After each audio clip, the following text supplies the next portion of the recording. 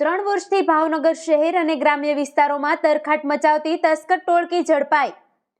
Local crime બ્રાન્ચના સ્ટાફને બાતમી મળેલ કે શહેરના ભરતનગર ચોકડીથી તરસમિયા રોડ ઉપર આવેલ રામદેવ પીર બાપાના મંદિર પાસે 4 પુરુષો Honda shine motorcycle number GJ4DK 9975 સાથે ઉભેલ છે। તેઓ પાસે સોના ચાંદીના દાગીના તથા રોકડ રકમ છે, જે તેઓએ ક્યાંકથી ચોરી અથવા છળકપટથી મેળવેલ હોવાની શંકા છે। જે અંગે બાતમીવાળી જગ્યાએ આવી તપાસ કરતા વિક્રમભાઈ મથુરભાઈ કંટારિયા, ઉંમર વર્ષ 46, ધંધો ખેતીકામ, સુમરિયા સિંઘ ઉર્ફે નાનકો, કાપસિંહ સુરસિંઘ બામનિયા, ઉંમર વર્ષ 55, મદન બિલામસિંહ બામનિયા, ઉંમર વર્ષ 19,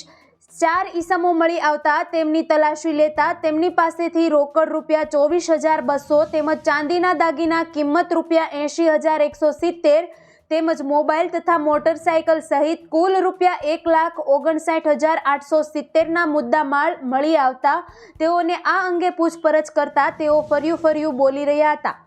કોઈ સંતોષકારક જવાબ નહીં આપતા તમામ વસ્તુઓ શક પડતી મિલકત તરીકે કબજે લઈ આ ચારેય માણસોની પાસેથી મળી આવેલ ચાંદીના દાગીના તથા રોકડ બાબતે આગવી ઢબે પૂછપરછ કરતા આ ચારેય માણસોએ તથા પકડવાના બાકી માણસોએ મળીને છેલ્લા 3-3.5 વર્ષની અંદર ભાવનગર શહેર તથા ગ્રામ્ય વિસ્તારમાંથી ચોરી કર્યા હોવાની કબૂલાત આપતા આ ચારેયની કાયદેસર અટકાયત કરી વધુ કાર્યવાહી લોકલ ક્રાઇમ બ્રાન્ચ દ્વારા હાથ ધરાઈ હતી।